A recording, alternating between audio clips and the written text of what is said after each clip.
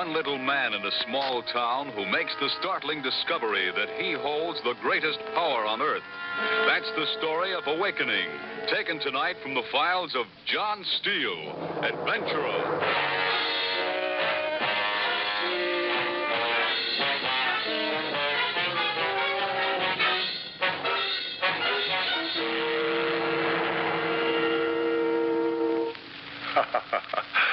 Hello, friends.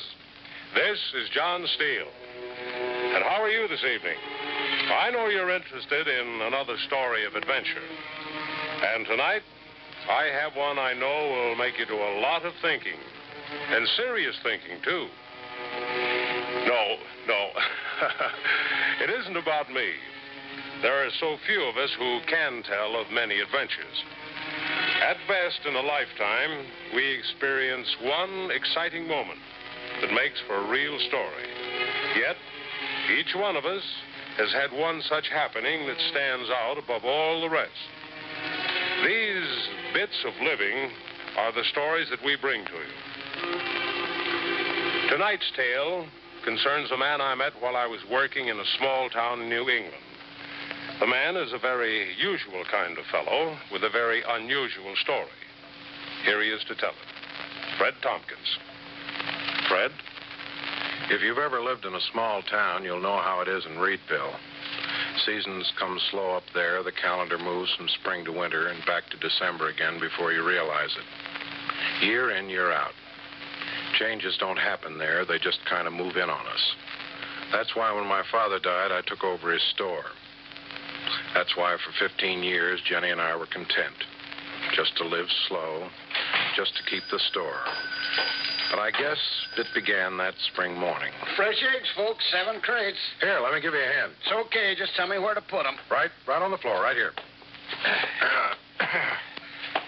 Heavy. Have a cigarette, Steve. Relax. Gotta get my wind back first. Soda? Oh, what do you got around here? Got your favorite sarsaparilla? Sounds good. 1 soda, coming up. Want me to fix you something to go with that, Steve? Sandwich, cake? Good Lord, Jenny, I just finished breakfast. You sure? Jenny likes to see everybody happy, and she believes in keeping them like that by stuffing food into them. Now, It's Fred. a good thing I don't come here more often than once a day. The way you treat me, I'd get so fat I wouldn't fit my clothes. How's Susan? Fine. Head of her graduating class. I'll swear I never know how an ugly old lunk like you creates a wife like Cora and a daughter as pretty and smart as Susan. I'm lucky. So are they, Steve. Cora was asking when you were coming to see her, Jan. Ask Fred. He keeps me chained to this store while he's off running the village of Reedville. Now, They Jen. tell me you're going to be elected president of the new fire department. Well, now, who's been spreading a rumor like that? News gets around. My old man used to say, never count your money till you had it right in the palm of your hand. Go on, be modest. Don't you pay any attention to him, Steve. He knows he's going to be elected, and he's tickled pink. Jan, what do you feed him to make him so popular? All right, you two. No kidding. School board trustee, notary public, head of the Grange, and now president of the fire department. You're making it sound bigger than it is. I wouldn't say that. You're a pretty important guy, Fred. Have a candy bar. I can't. How much do I owe you for the pop? Forget it. Come on now, how much? It's on the house. Look, yesterday someone forgot to charge up that carton of cigarettes. Day before, someone just accidentally forgot to mark down for cake. Yes. Customer, excuse me. You fight it out with Jen. She's boss around here. Morning, Miss Adams. Nice day today. Good morning, Fred. Smells like spring finally decided to stay a while. Some high test, Fred? Fill her up. I think 10 ought to do it. Don't often see you around so early, Miss Adams. I have a special errand today, Fred. Sure enough, Doc's due home. That's it. Big convention, Philly, wasn't it? Now, how did you know about that? Don't worry, Miss Adams. You'll make it. That 10:35's always late. Oh, you know he's on the 10:35, too? Listen, Miss Adams, you keep a store in a town like Reedville as long as I have. You be postmaster and notary public. You'll go in and out of people's houses with orders like me. You find out a lot of things about people and what they do. I suppose so. Oil? Oil, Miss Adams? No, thanks. I'll just clean off this windshield for you. No charge. Never saw anyone work as hard as that husband of yours, though. Too bad he has to go off to so many conventions. City's an awful place in the spring. Yes, he works very hard. Yes, sirree, Doc's a nice guy. It's a shame, I say, if a man can't find time to enjoy his own guests even. Guests? I see that Connecticut car around lot. Must be a pretty good friend of yours. Yes, it's a friend. Good-looking chap, too. Yes. Doc's going to feel pretty bad missing him. What's life worth if you can't enjoy a few friends? I guess I... Thought so last night when I saw the car in your drive. Poor Doc, I thought. Last night? I delivered your grocery order. You must be mistaken. Please? You must be mistaken. There was no car in my drive last night. I wasn't even home. Ma'am? I said I wasn't home last night. I went to a movie. Well, it's not important, Miss Adams. I often go to movies when my husband's away. I don't like to be alone. Don't blame you.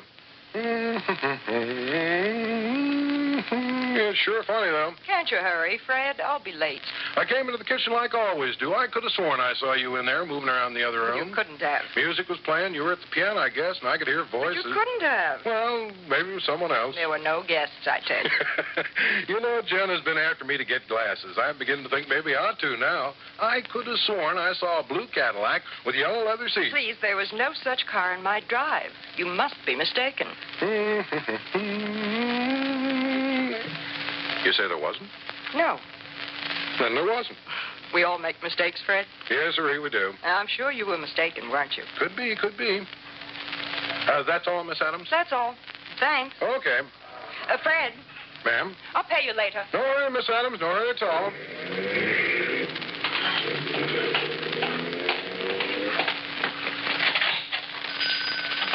Steve gone? He went out through the kitchen. Said to tell you he'd see you at the inaugural dinner for the new fire department president. She sure did. Honey, I wish you wouldn't talk when your back's turned. I said that's a funny way to act. What's funny about it? Steve often goes out through the back. I wasn't talking about Steve. Oh? Laura. What about her? She acted like something was worrying her. A doctor's wife has a lot to put up with, I guess. Jen, Yes? what's today? I mean, what day? Tuesday, of course. I had to go to the bank and... And yesterday was Monday. Naturally. And on Monday, the movie's closed, isn't it? You know that, Fred. Monday's Jim Porter's night off. Then why did she say that? Oh, for goodness sake. What? Mighty strange. Strange.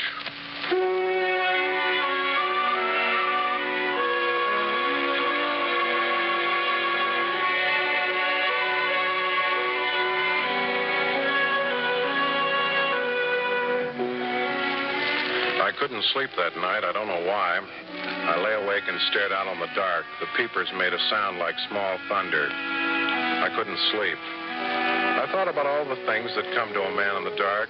Jenny, the store, things I've never finished doing. Then I thought of the fire department, and it was a good thought.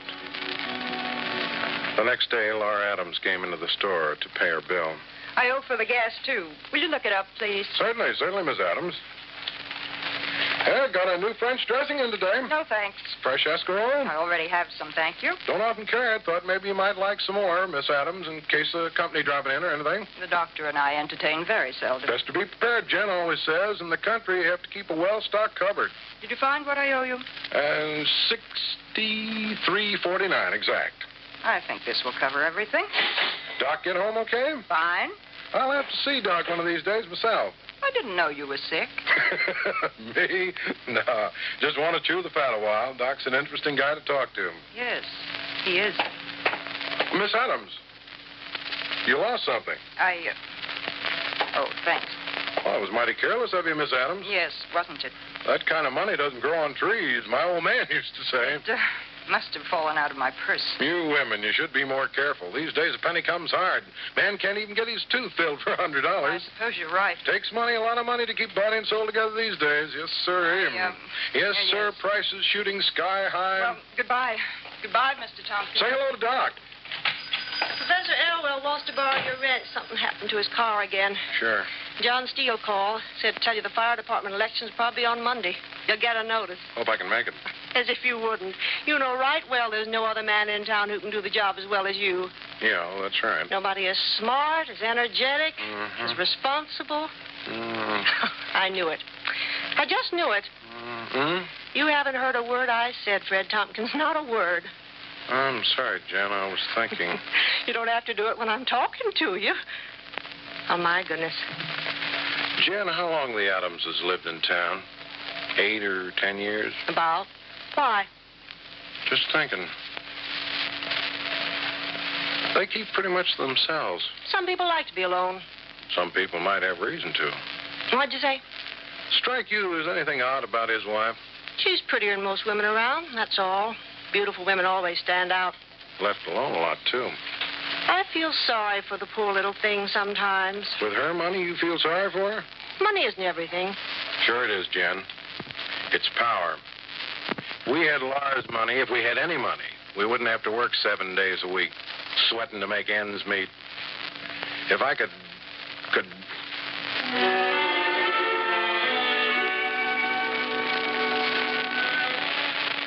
Yeah.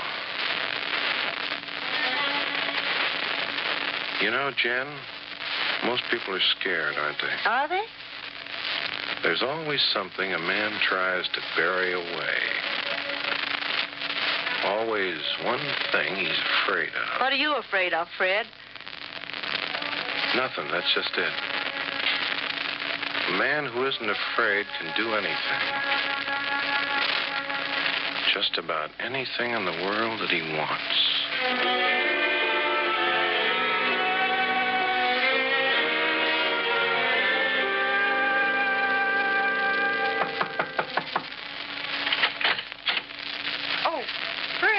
Morning, Miss Adams.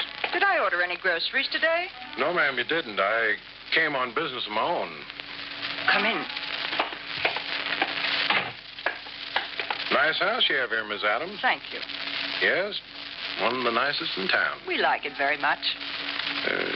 Yes. Mr. Tompkins, you had some kind of business? Yeah, I did. Can I get you some tea? No, thanks. Nice piano you have here. We've had it a long time. I hear you play it every now and then when I deliver groceries. You play real well. You're very kind. Lonely people play a lot, I noticed. My old man used to play piano, too. Did he? I would have liked you. Yeah. Mr. Tompkins. Well, it's about a piano, Mrs. Adams. Yes? Well, you know that old rosewood piano Jenny and I got in the attic? The one you admired so much? Oh, it's truly beautiful. I'm glad to hear you say that, Mrs. Adams, because I'm going to give you that piano. No. Yes, I am. There isn't another person in this whole town I'd rather give that old piano to except yourself. Knowing how you love music, Miss Adams, and how alone you are all the time, it's just what you need. You're very generous, Fred. But I have a piano. It's a wonderful instrument, Miss Adams. 2 pianos. I can only play one at a time, you know. Believe me, you can't afford not to buy this one, Mrs. Adams. Buy? I guess I didn't put it very clear. I see. I guess... Well, it looks like we're wasting time. No.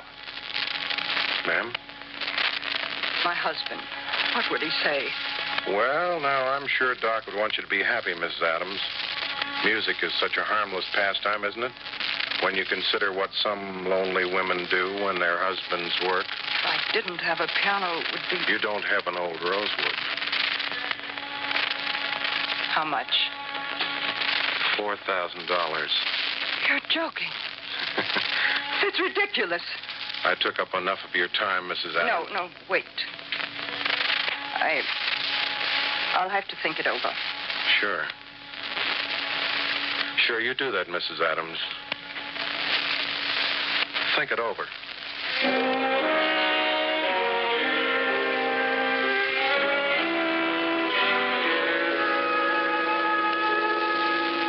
Look at it, Jen. $4,000. I see. 4,000 fat dollars, and it's ours. Why should Laura Adams buy our old piano? Maybe she wanted it. All of a sudden? Why not? It's been up in our attic for years. Why didn't you buy it before? Maybe one of those city visitors of hers told her it was valuable. Nonsense. Laura's no fool. It is a good piano. No hunk of wood is worth that much. That's a fine thing. The minute I try to do something to get ahead a little, you have to pick it apart.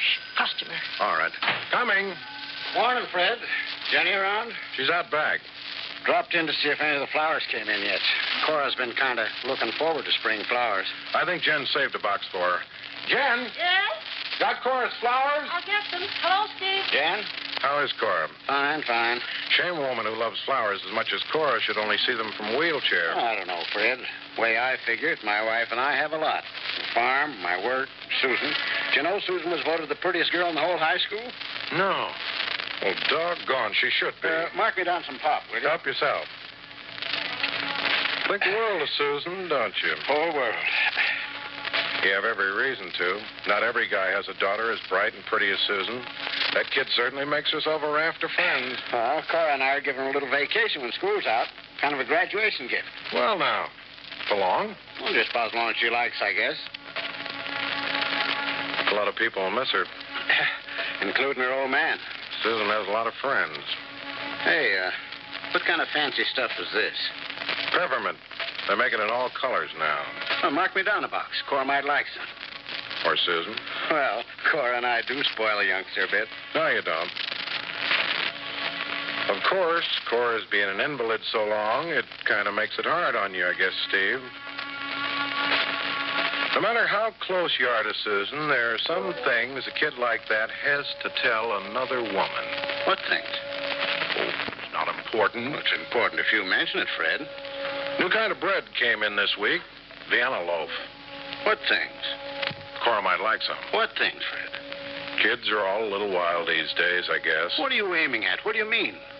Nothing. Skip it, Steve. Like I said, all of us will miss Susan. I know a particular party who'll miss her especially bad. For instance? That Rice boy. What about the Rice boy? Nice kid, I guess. I didn't mean that. Huh? What about him and Susan? Now, look, Steve. What about him and Susan, Fred? You're a father, Steve. You know better than anyone. I don't think I'll wait for the flowers. Cora will be disappointed. Tell Jen I'll pick him up later. Steve, listen. Hey, Steve.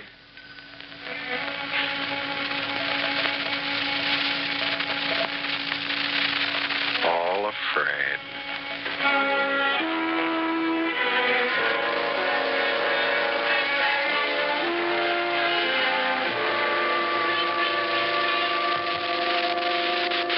Anybody call about the election meeting? Not yet. Steve's secretary. I know he is. Oh, for goodness sake, I was only going to suggest you call him. He'll call me. He wouldn't dare not to. Fred, I'm worried. Now what? We're $300 behind this week. The store's losing money. Is that all? Forget it, Jen. We have money, a lot of money. Not if we don't earn it. That was my mistake, too. All along, I worked too hard. I should have used my head. Laura Adams canceled her account. What? I don't like it. Oh, well, we can get along without the Adamses. She's not the only one. The Harrises and the Brewsters and the Landauers. Laura Adams was her best customer. I don't like it, Steve. I don't like it at all. Hi, Professor. My goodness. Spring is certainly a messy season. Yeah. Those roads back to New School are literally a sea of mud. It took me literally an hour to drive back. One of these days, that old buggy of yours is going to get bogged down good, Professor. It's a sturdy car. Had it 20 years. All afraid. Beg pardon? Nothing. You should try conscientiously not to mutter, Frederick. Forgive me. I keep remembering you as a small boy who sat in my English class, blushing and stammering.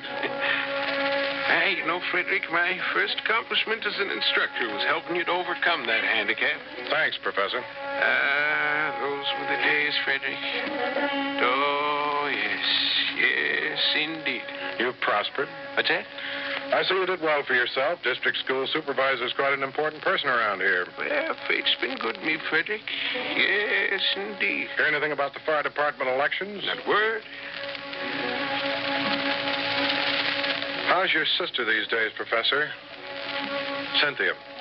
Cynthia? Splendid, splendid. Glad to hear it. Yes, indeed, she's fine, fine. How nice of you to remember, too. Been almost 12 years since Cynthia left Reedville. My, tempest does future. World's an awful small place, Professor. Yes, indeed, I always say it. Not long ago, I ran into a friend who knows Cynthia. How? Oh, yes? Yeah. Chap's an attendant at one of those sanitariums. Indeed. Yeah. Well, I really must go. The roads, you know. These days, people who get too fond of the bottle are treated just like sick people, it seems. I must get on. A lot of people are asking about Cynthia. My car, you know. The lights are bad. You ought to have another car, Professor. One of these days, that old crate won't get you home. New models are so expensive. Not a new one. Something like my car, for instance. I'd like to see you have a car like that, Professor. Oh, yes, indeed. It's a handsome car, Frederick. A very handsome car. I'd sell it to you. Oh, my, no. Reasonable? I couldn't. Think about it, Professor.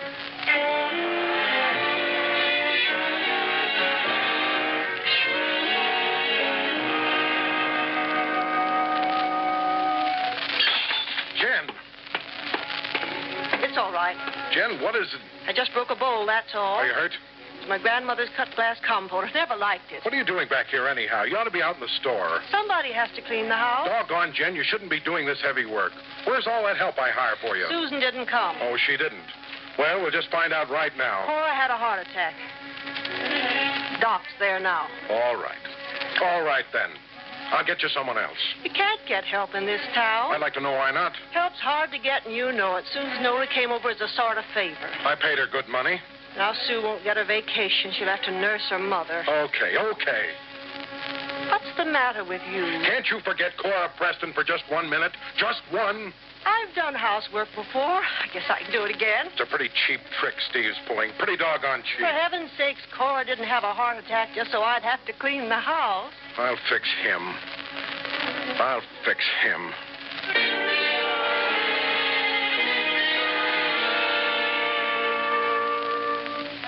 The soda man came. I ordered sarsaparilla. That's good. Why don't you go out for a walk or something? I don't feel like it. I'll take care of the customers. What customers? 2 people came in yesterday, Sam Jones and Ruggles Cribb. Deadbeats. Fred, Yeah? I went to the bank yesterday. You always go on Mondays. This is Tuesday, the 18th. We have a lot of money in the account, Fred. I told you we did. The store's losing money. For Lord's sake, Dan, don't try to tie this store around my neck forever. I have other projects I work on. Piano in the car didn't bring that much. I tell you, I have other projects. Quit trying to run my life, will you? I'll go out if I want. And if I don't, I won't have any woman tell. Hello, Fred. Mr. Tompkins. Nice to see you, John. Hey, where's everybody? What do you mean, everybody? Well, we're here. Usually you have to fight your way through this place. Kind of quiet lately. Spring planting, I guess. Just past Professor Elwell down the road. You know, I just can't get used to the idea of the professor's new car. Used to be kind of a landmark, you might say. The old boy putting along in his Something ancient for you, yellow- John? Sure. Need some cigarettes, as a matter of fact. This your brand? Yeah. Well, looks like the Reedville Fire Department's going into action at last. It's about time. Official. Elected a president last night. What? Joe O'Brien. They were supposed to notify us. They didn't even let me know. I got a card. Nobody told me. It's a frame-up, a cheat. Hey, wait now. They can't do this to me. I waited for Fred, this. please. You're lying to me, John Steele. They sent you here with their dirty lies. Let go, Fred. They can't do this to me. They can't. Let go. I'll show you out.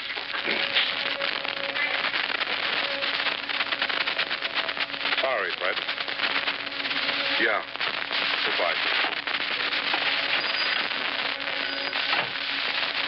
They can't do this to me, Jen. That office was mine. It was all set. Forget it. They're yellow, every single one of them. Fred, nothing's that important. It is to me, and they know it. They're yellow, and they're playing all their dirty tricks to pay me back. Pay back what? Nothing. Well, what? Leave me alone. I only asked a simple question, Fred. Quit trying to poke into my business. Why don't you lock the store and go to bed? It's after hours. You could use some rest. The store stays open. You kept telling me you don't care one way or the other about the store, and now... It stays open. All right. They think they can threaten me. I'll show them they can't. Oh, stop this crazy talk. You're lost. Forget it. It's Steve. He engineered the whole thing, and the doc. Fred. If he wants his money back, he can think again. What money? Leave me alone. What money, Fred? Leave me alone! Shout at me, Fred Tompkins. Then quit running my life. I won't have you talking to me like this. No? No, I won't. I'll talk how I please, Not Jen. to me. You're just like the others. That's enough. Shut up, will you? Jen? Okay, then. Where are you going? Get out of the way. Put down that gun. I'm in no mood to argue, Jen. Put down the gun. I'll show the lousy little... Fred. Quit it. Fred, listen. Jenny, I warn you. Put it... Jen! Jen!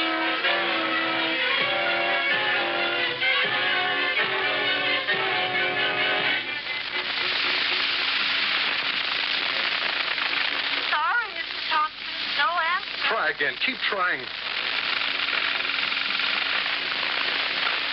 Hello?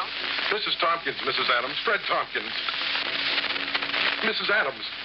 Mrs. Adams. Did you get your number? Ring again. Hurry. Yes, sir. Yes?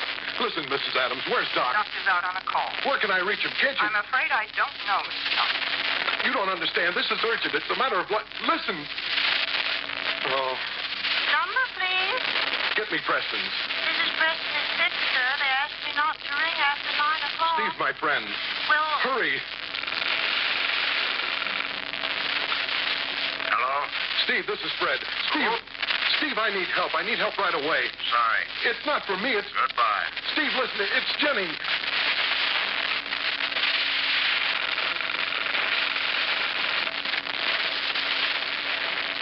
sorry.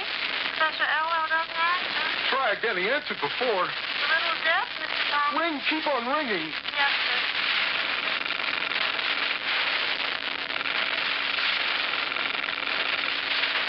Sorry. Oh, I'll keep trying to find the doctor for it's you. my wife. I can't leave her. Yes. Try everywhere. Yes. Wait. John Steele. Yes. Ring him. Hurry.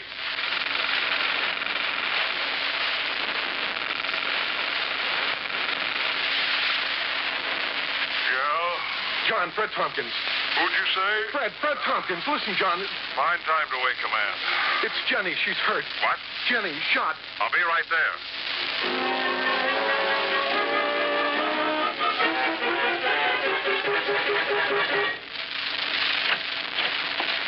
Jenny? Take it easy, How is she? Fred. We've done all we can. She's got to get well, Doc. You've got to make her. You've Be got... patient. Don't you understand? If Jenny dies, there's nothing. Nothing. She's all I got. Take it easy. I'll do anything. I'll give you anything. I never meant to harm you, Doc. I know everyone in town hates me. That's not true. But I never meant you harm, no matter what your wife says. If my wife and John Steele hadn't driven all over this country looking for me, there wouldn't be any question even about waiting now. Laura? Yes.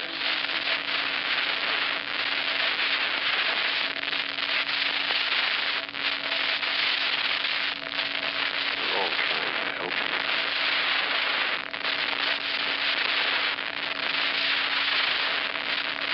Yeah. Yeah, you are. Let's go, Tompkins. What? Just a minute, Sheriff. I got to get him booked. All right. All right. Fred, don't worry. We all know you didn't shoot Jet deliberately. No. No.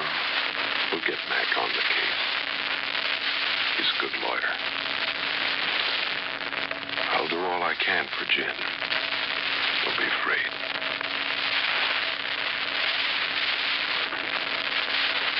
No.